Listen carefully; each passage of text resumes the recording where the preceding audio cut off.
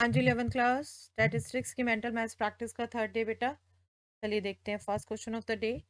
If the standard deviation of A B C D and E is 5, find the value of variance of A plus 2024, B plus 2024, C plus 2024, D plus 2024, E plus 2024। हर entry में 2024 add किया गया है, ठीक है। Variance of A minus 2023, B minus 2023, C minus 2023, D minus 2023, E minus 2023। Her entry में से 2023 subtract किया गया है। ओके, तो आप ऑब्जर्व करिए, लास्ट टाइम भी हमने रिजल्ट यूज किया था सिमिलर। कोशिश करिए, बताइए आंसर।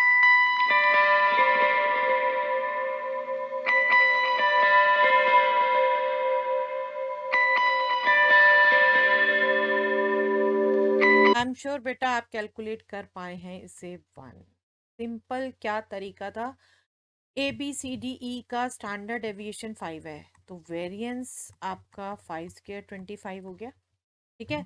अब जो न्यूमैरेटर में वेरिएंस कहा है, सब एंट्रीज में, इन्हीं सब एंट्रीज में 2024 ऐड किया है, तब वेरिएंस की बात हो रही है, वो 25 ही रहेगा। हमने लास्ट क्लास में भी बात की थी बेटा, वेरिएंस और स्टैंडर्ड डेविएशन में हमारी टर्म्स में हम कुछ ऐड या सब्ट्रैक्ट करते हैं तो फर्क नहीं पड़ता, सेम नंबर, ठीक है। ऐसे ही डेनोमिनेटर का वेरिएंस भी यही रहने वाला है, तो 25 डिवाइडेड बाय 25 1 इज। ओके, जितना लंबा लग रहा है क्वेश्चन बहुत सिंपल था। ओके, चलिए next. If the standard deviation of A B C and D is 1 by square root 2024, then find the variance of 2024 times A plus 2023, 2024 times B plus 2023। मतलब इन entries में अब 2024 मल्टीप्लाई है और 2023 add है, और standard deviation ये दे रखा है, तब वेरिएंस क्या होगा वो बताएं।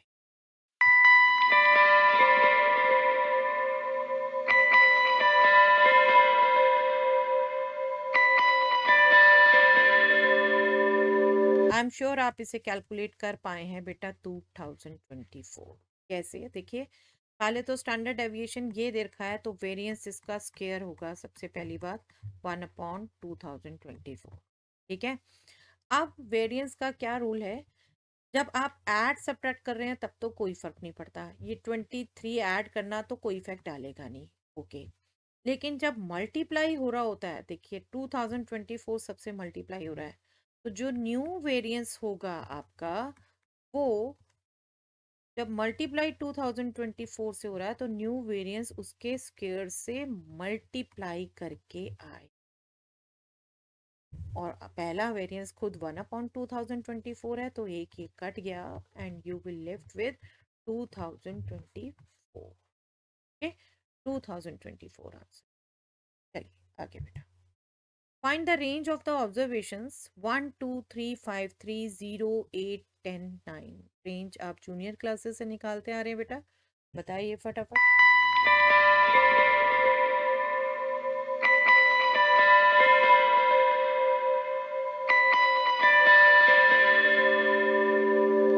रेंज क्या होता है बेटा, simply maximum value in data minus minimum value, है ना।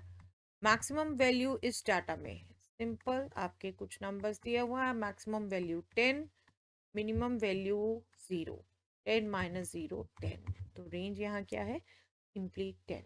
इजीएस्ट क्वेश्चन था बेटा। Find the mean deviation about mean 4 5 15 25 35 45। In 5 numbers के लिए मीन डेविएशन अबाउट मीन बताना है बेटा, बताइए फास्ट।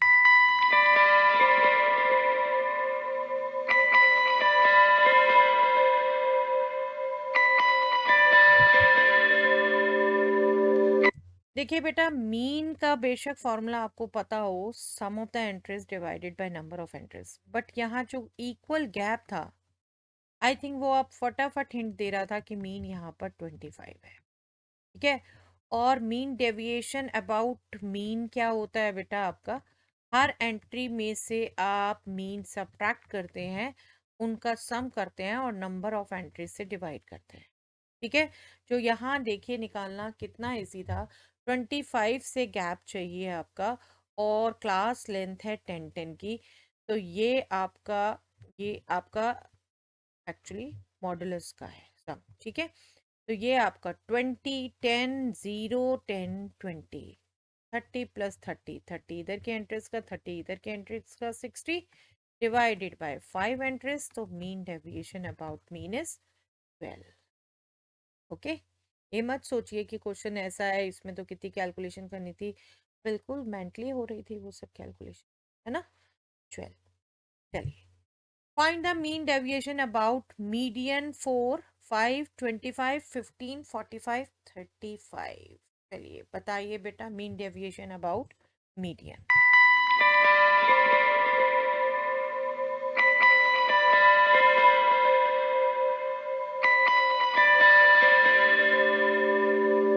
देखिए, मीन डेविएशन अबाउट मीन निकालो या मीन डेविएशन अबाउट मीडियन निकालो, आपका फॉर्मूला वही है, राइट।